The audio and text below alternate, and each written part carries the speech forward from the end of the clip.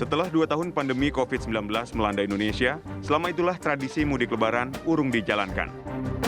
Seiring dengan meredanya kasus COVID-19, animo masyarakat untuk mudik lebaran 2022 semakin tinggi.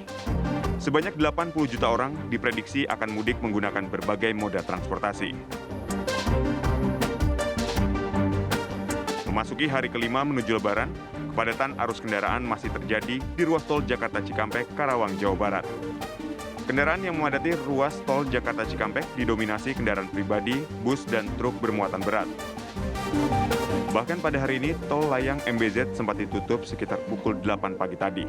Penutupan dilakukan untuk mengurai kepadatan lalu lintas akibat pertemuan off-ramp kilometer 48 arah Cikampek antara tol layang MBZ dan tol Japek bagian bawah.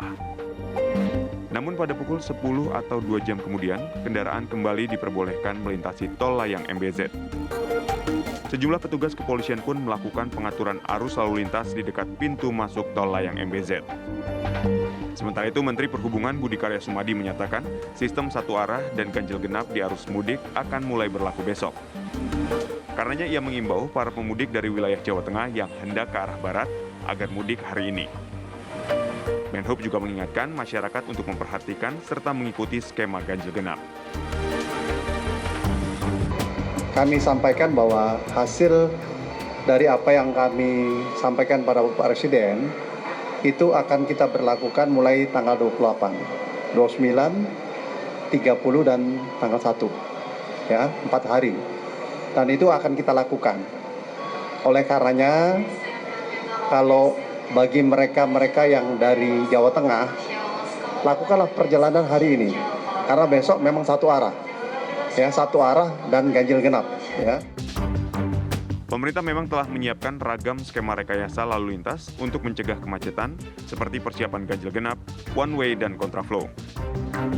Skenario ini akan dilakukan jelang puncak arus mudik pada 28 April hingga 1 Mei 2022. Lantas dengan sejumlah rekayasa lalu lintas yang diterapkan pemerintah dan kepolisian, apakah hal ini akan efektif mengurai kepadatan saat arus mudik dan arus balik? Tim TV One mengabarkan.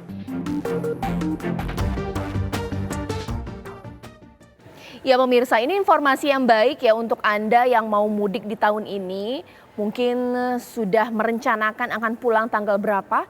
Esok 28, 29, atau 30 mungkin harus hati-hati. Karena memang prediksi puncak arus mudik akan lebih parah dibandingkan hari ini. Begitu banyak kendaraan akan melintas di titik-titik yang diprediksi rawan kemacetan pemirsa. Nah, untuk memantaunya, mengkajinya, membahasnya, itu yang akan saya bahas dengan sejumlah narasumber. Saya masih menunggu pemirsa narasumber saya mulai dari pengamat transportasi, tapi saya terlebih dahulu akan langsung saja ini bertanya untuk bagaimana persiapan rekayasa yang akan difikirkan oleh pemerintah terkait arus mudik tahun ini. Saya akan bertanya dengan AKBP Dermawan Karoskali yang merupakan Kabakops di Telantas Polda Metro Jaya. Pak Dermawan, selamat malam.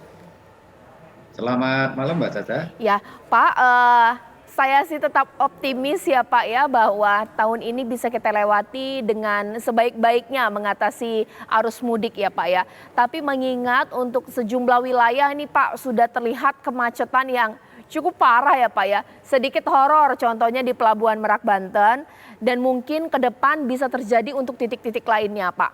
Apa sih yang terjadi Pak? Padahal persiapannya sudah sangat matang ya Pak ya. Ya, jadi dapat kami laporkan Mbak Caca untuk wilayah Polda Metro sendiri, dapat kami laporkan pada tanggal 26 kemarin, 27, itu memang ada sedikit peningkatan untuk arus lalu lintas yang mengarah ke Cikampek.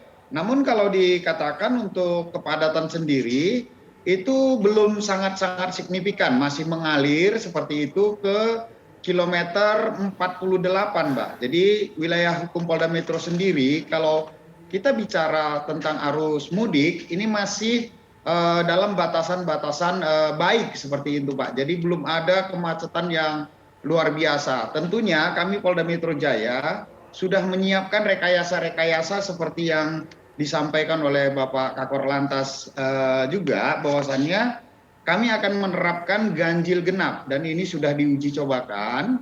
Jadi untuk besok hari itu sudah dilakukan mulai dari kilometer 47. Namun demikian, kami dari Polda Metro Jaya tentunya sudah menyiapkan personil-personil kami di gerbang-gerbang tol untuk melakukan filterisasi apabila masyarakat yang akan mudik. Tentunya kami harapkan berangkat sesuai dengan nomor plat kendaraannya, yang mana besok itu adalah tanggal 28 April, tentunya platnya berplat genap, seperti itu Mbak Caca. Baik, Pak, mengingat untuk wilayah hukum Polda Metro Jaya supaya tidak terjadi untuk wilayah hukum lainnya yang sudah terlihat ada kemacetan ya Pak ya. Untuk wilayah hukum Polda Metro Jaya ini kan banyak sekali titik-titik yang memang rawan kemacetan.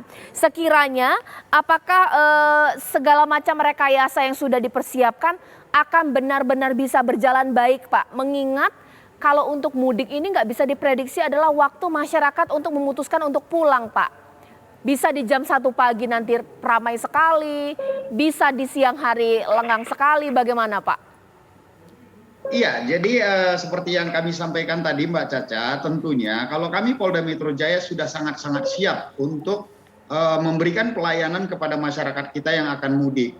Jadi seperti yang kita ketahui bersama bahwasannya rekan-rekan dari Jawa Barat di kilometer 47 itu nanti sudah membuat rekayasa yaitu one way sampai dengan kilometer 414 Kali Kangkung. Tentunya ketika arus yang deras datang dari arah Jakarta, ini akan bisa disambut oleh rekan-rekan Jawa Barat, kemudian akan diteruskan ke Jawa Tengah. Seperti itu Mbak Caca. Jadi kami sudah sangat-sangat siap. Jadi titik-titik kerawanan seperti misalnya rest area, kemudian simpang susun Cikunir, kemudian tempat-tempat yang terjadi penyempitan, ini semuanya sudah kami siapkan personil-personil kami Mbak untuk mengurainya.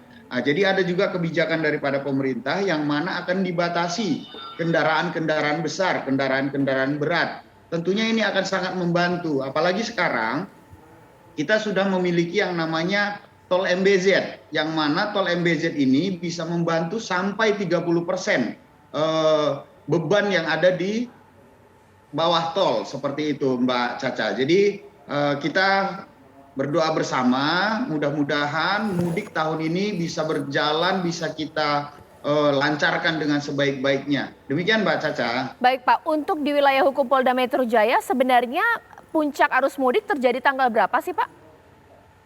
Ya, jadi prediksi kita bersama memang, jadi pemerintah itu menyampaikan bahwasannya libur itu pada hari Jumat. Tentunya besok ini kita betul-betul sudah mengantisipasi begitu nanti masyarakat kita pulang dari bekerja, pulang ke rumah, persiapan dengan keluarganya tentunya pada pukul 10 sampai dengan pagi kita ini persiapkan betul-betul jalur mudik yang akan digunakan oleh warga masyarakat kita, baik itu ke arah Jawa Tengah, ke arah timur, kemudian ke arah Merak dan ke arah Jagorawi. Kita persiapkan jalur tol dan arterinya seperti itu Mbak. Jadi prediksi kita malam Jumat, kemudian Sabtu malam, malam Minggu itu menjadi puncaknya. Tetapi kami dari Polda Metro Jaya sudah sangat siap untuk melayani masyarakat agar bisa mudik dengan selamat dan sehat. Seperti itu Mbak Caca. Baik, ditahan dulu Pak Dermawan, nanti saya juga akan berbincang dengan pengamat transportasi kita mengingat bahwa menjadi sebuah dilema ya pemirsa ya, supaya tidak ada atau arus diprediksi bisa lancar, pasti rekayasa-rekayasa tersebut akan dibuat dengan adanya penyekatan, kontraflow, bahkan juga sistem one way pemirsa. Tapi justru ini juga menyebabkan ada kendaraan yang harus menunggu pemirsa. Ini seperti apa? Sesaat lagi di Apa Kabar Indonesia Malam. Ya, kembali di Apa Kabar Indonesia Malam. Kalau tadi saya sempat berbincang dengan Pak Dermawan Karosekali, sekarang saya ingin menanyakan hal tersebut juga kepada Pak Darmaning Tias di sini. Selamat malam Pak. Assalamualaikum warahmatullahi wabarakatuh. Waalaikumsalam. Kita sudah melihat ini Pak ya.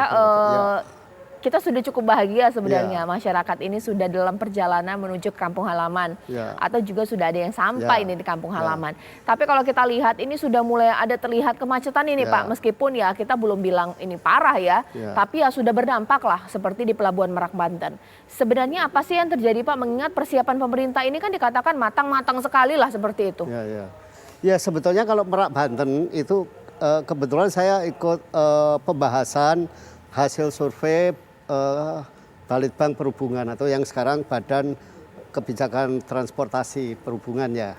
Sejak awal saya mengingatkan bahwa yang harus diantisipasi itu adalah justru Merak Banten, Merak Bakahuni.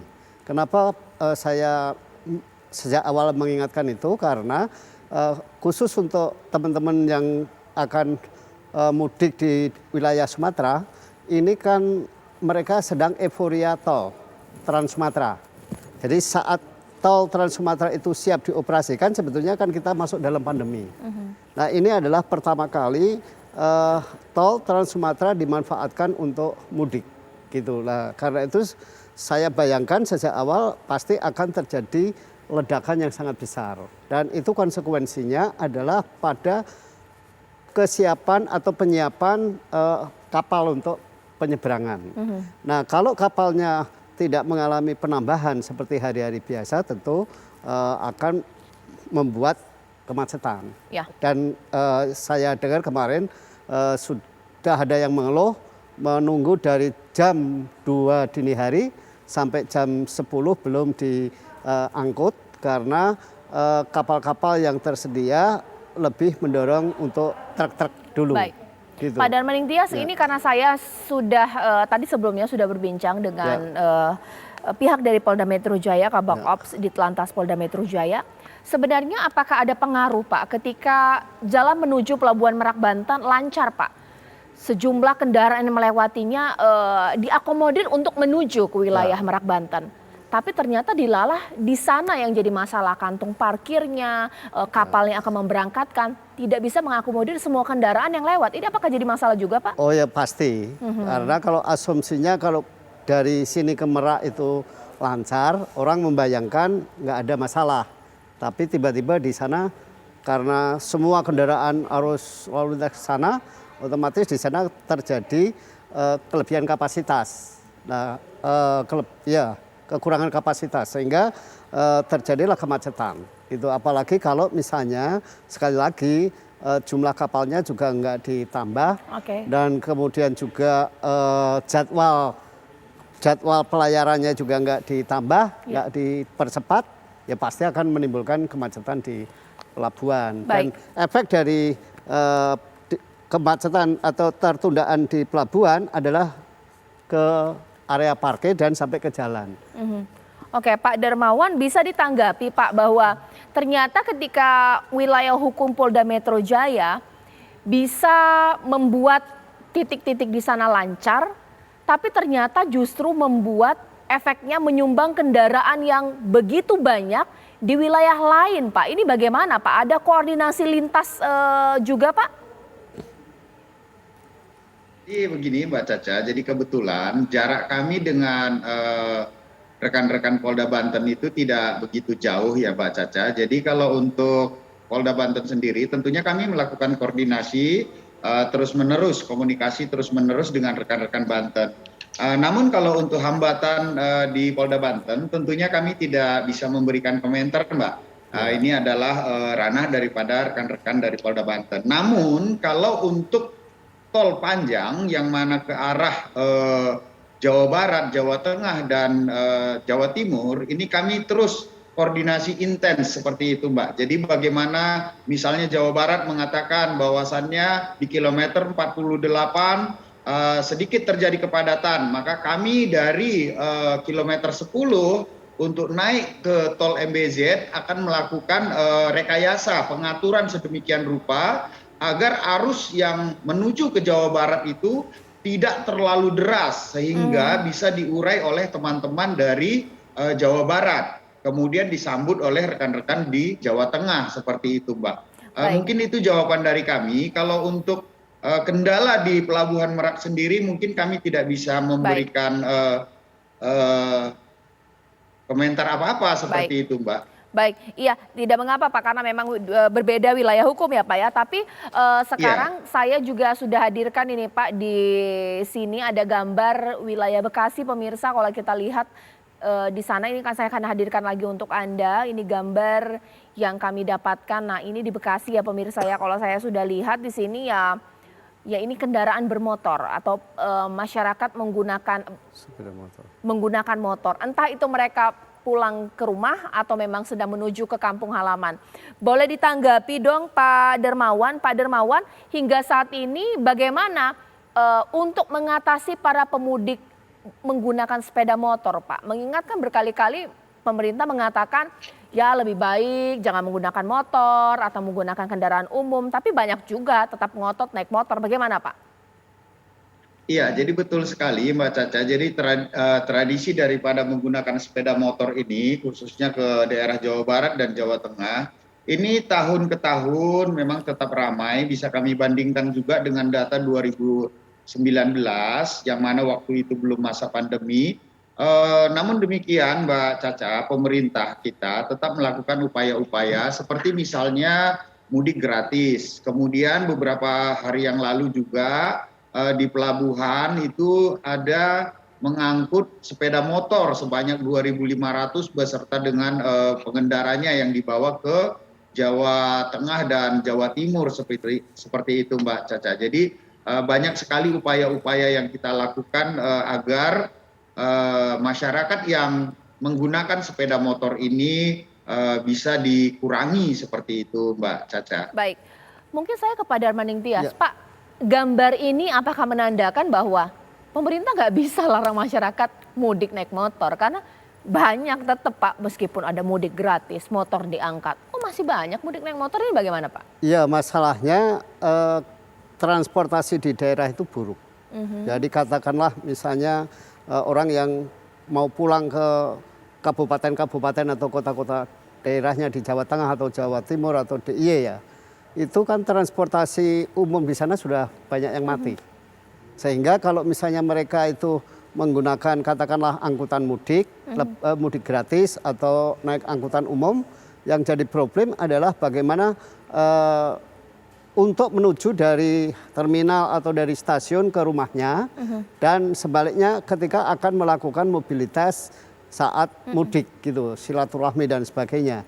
Nggak ada angkutan desa, angkutan itu sudah nggak ada lagi. Ya. Kalau tahun dekade 90-an itu masih ada namanya angkudes, angkutan desa dan sebagainya, sehingga orang bisa melakukan silaturahmi dengan menggunakan angkutan umum. Tapi sekarang ini enggak, sehingga praktis saya kira ya orang pilihannya akan lebih praktis kalau menggunakan sepeda motor, kalau nggak punya mobil ya. Kalau yang punya mobil tentu akan menggunakan mobil, tetapi Baik. kalau punyanya sepeda motor itu akan menjadi pilihan pertama mereka. Oke Pak, kalau misalnya kita runut tanggal ya Pak, Ya. ini kan belum puncak arus mudik ya. Ya. Kalau puncaknya itu menurut prediksi ya besok Ya. tanggal 28, 29, 30. Nah kalau melihat kepadatan seperti ini menandakan bahwa esok akan terjadi peningkatan kendaraan cukup signifikan atau bagaimana Pak? Dari gambarnya seperti ini. Bisa juga malah terjadi sebaliknya. Oke. Karena orang sudah membayangkan akan terjadi kemacetan pada tanggal 29, 30, dan 1. Lalu orang pulang lebih awal sehingga sangat mungkin pada tanggal itu tidak akan terjadi kemacetan lagi.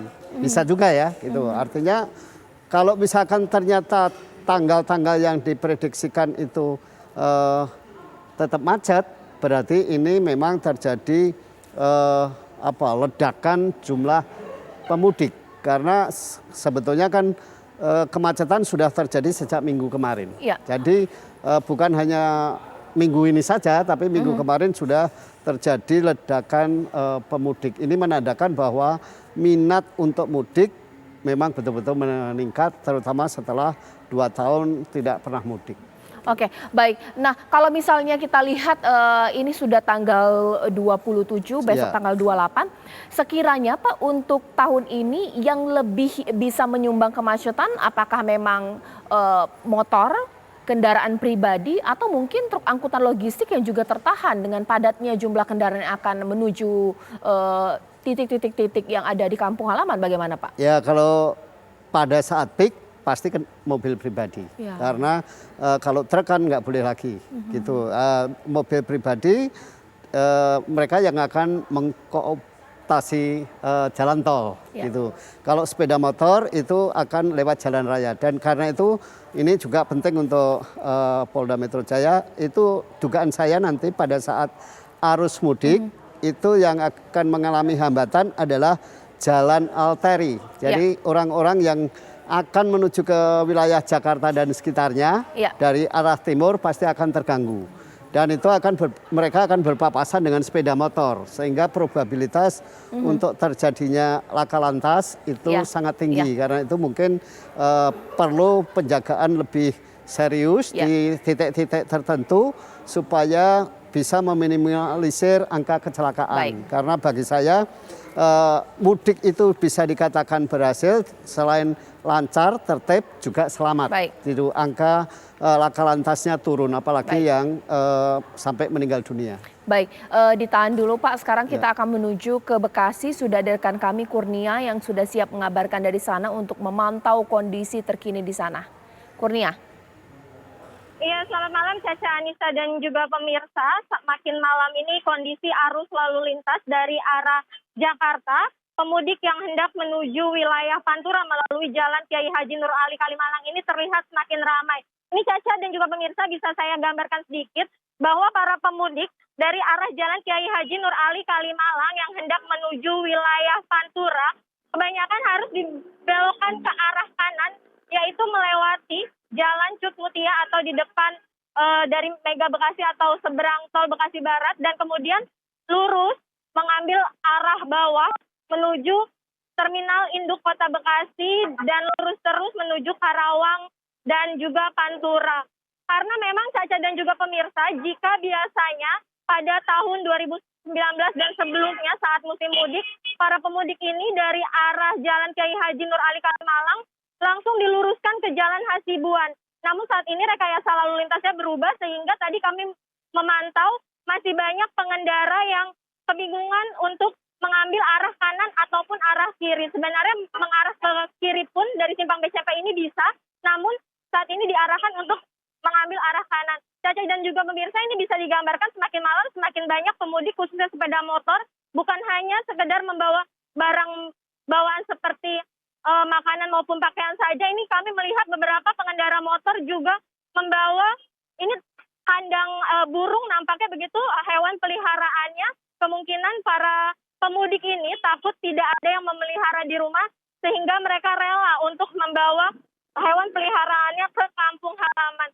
Caca dan juga pemirsa, menurut keterangan dari Kapolres Metro Bekasi Kota bahwa puncak musim mudik diperkirakan akan terjadi pada besok, hari Kamis besok, karena memang sudah hari terakhir bekerja dan juga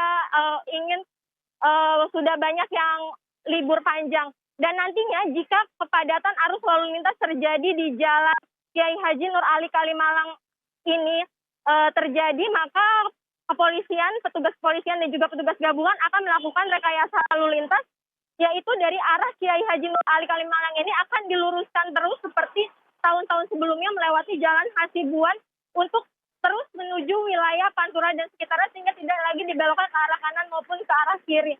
Untuk kepadatan sendiri jika terjadi, maka petugas kepolisian juga memantau melalui CCTV yang terdapat di pos pengamanan maupun pos pelayanan. Demikian Caca. Baik, terima kasih Kurnia mengabarkan langsung dari Bekasi. Sampai kandang burung juga dibawa pemirsa ya. Padahal sudah dibilang kalau sudah naik motor ini sudahlah bahwa ini kan kapasitasnya tidak terlalu besar untuk mengangkut. Jangan semua kasur, kandang burung dibawa ya. Baik, nah pemirsa nanti sesaat lagi bahwa mudik ini menjadi unik pemirsa. Tidak hanya untuk mengakomodir kendaraan bisa melewati titik-titik yang ada dengan lancar, tapi adalah partikel-partikel lainnya, hal-hal lainnya seperti di rest area, ketika mengantri BBM. Nah, antisipasi kepadatan yang ini tapi memang kerap terjadi akan saya bahas usai jeda berikut di Apa Kabar Indonesia Malam.